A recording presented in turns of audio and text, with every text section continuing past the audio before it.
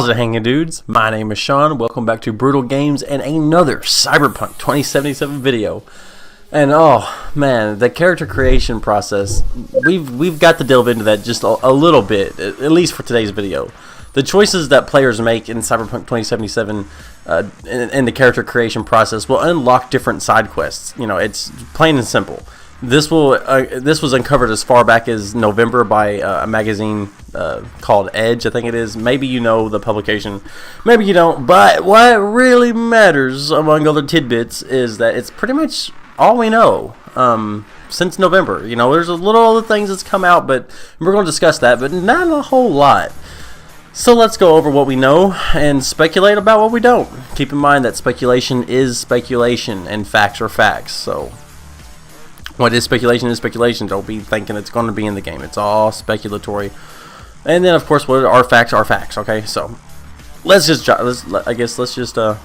don't even know what I'm trying to say. Oh my god, I get so tongue twisted. Somebody please help me out. Let's just jump into it. Ah, thanks, Phil. How nice, how nice. The Cyberpunk 2077 character creation process is known to be very detailed. Players will be able to determine V's physical attributes, but will also be able to make a number of choices to determine V's backstory. One detail which has emerged from Edge is that these decisions are not simply cosmetic. The choices made for backstory and other elements will have a direct effect on gameplay. Namely, each choice will cause different side quests related to the backstory to become available during the game. No specific examples appear in the interview. However, fans can assume that the intention is to flesh out the character of V and engage them with the setting of Night City, while keeping it somewhat reminiscent of the tabletop game, right, where you pretty much create your own character. These side quests won't merely be 15-minute outgoings either. You know, in fact, no side quests in Cyberpunk 2077 will be. According to a developer who spoke with Edge, we want to make sure that all of them are up to the standards of the main quest. That there's nothing that feels like filler, just something to do while waiting for the next quest, or to get money to buy the next thing. We don't really want to do that. We want to make sure that every quest feels like a complete story in it of itself. Everything is pretty straightforward, and so it seems. So let's focus on the backstory, right? Not very often do games incorporate such element of choice for the player to contribute to the backstory. This is just more evidence of massive amount of immersion built into the game by CD Projekt Red. From your childhood hero to picking your favorite key life event, then down to the very reason V came to Night City. The curiosity is interwoven into the fabric of this game.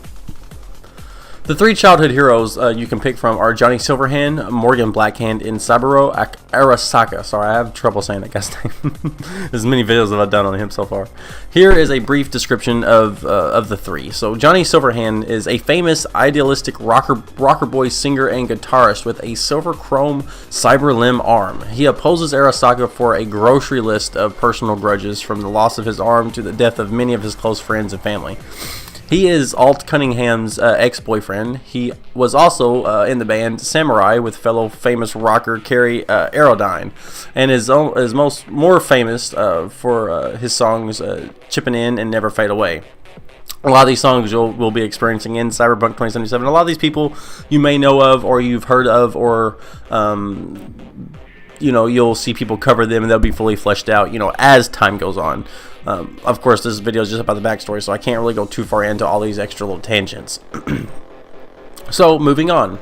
Morgan Blackhand, a pragmatic solo with an anodized black chrome cyber limb, generally considered to be solo, with years of experience and ops underneath his belt. According to Mike Pondsmith, Morgan Blackhand is defined by the fact that he is a pragmatist.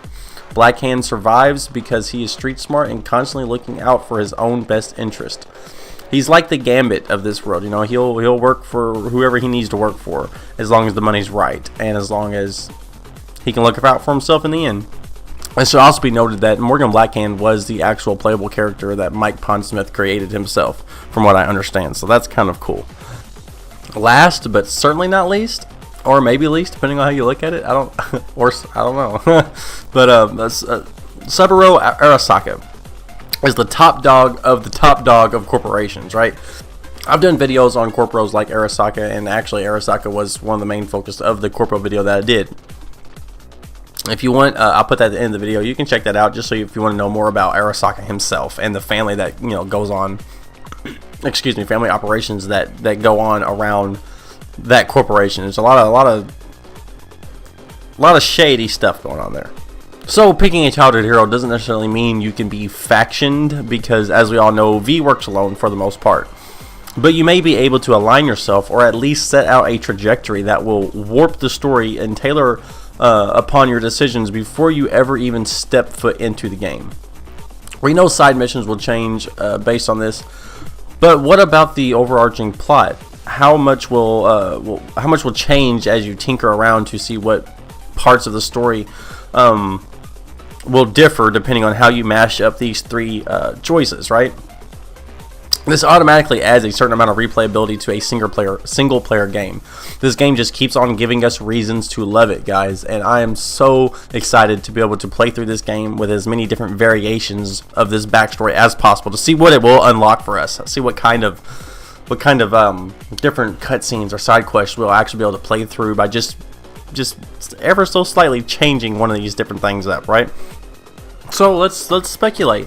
We can obviously safely assume that mashing up these different variations of backstories and selections that I guess create your backstory will change up the game a little bit, But how will that change up the game a little bit? Well, how much dialogue options will change with that? Is it just quest lines? Is it just fully fleshed out quest lines, or will you be able to mold the way V is, right? If you want V to be an asshole or a loving, caring person, will that allow you to be that way? There are a lot of times in games that have like a karma system, like in Knights of the Old Republic, you had like if you did so many bad things, you would eventually become dark, or in Fable, the same way your face would get contorted and stuff like that. I don't necessarily think that's what's going to happen in this game, because you just have cyberware, you can make yourself look different, right? But based off the way V communicates to people, will that be able to change based off how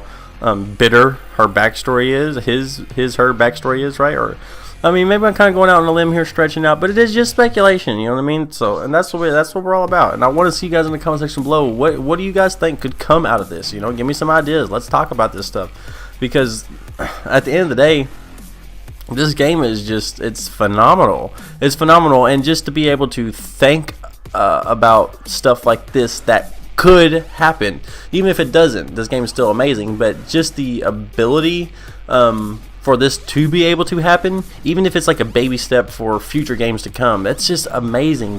There's not every day do you get backstory that you're able to put into games like this, you know what I mean? Does that make any kind of sense? Like, developers don't always do that every single day. Every game they don't allow you to. A lot of times backstories are 100% fully fleshed out all on their own, right? So I don't know. It's just kind of like it's. I think this is going to be a very special game. It's just my opinion.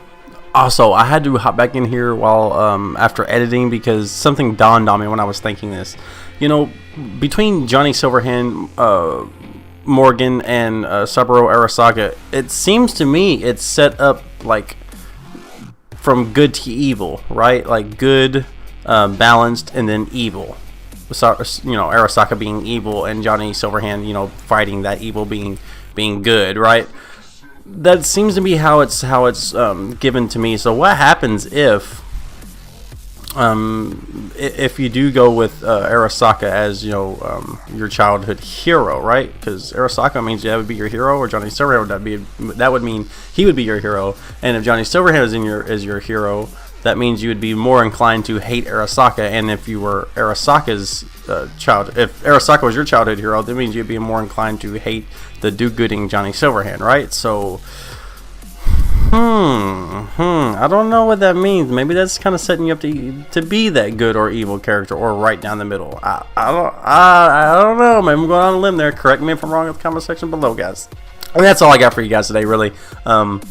So I do appreciate you guys hanging out, and if you, of course, I'm just saying, if you drop kick sea lions, make sure you like and subscribe, and until next time, piss off. 2 to the 1, 1 to 3. I like good pussy and I like good trees. Smoke so much weed you wouldn't believe, and I get more ass than a toilet seat. 3 to the 1, 1 to 3. I met a bad bitch last night in the D. Let me tell you how want me to leave with me. Conversation and Hennessy. I've been to the motherfucking mountains.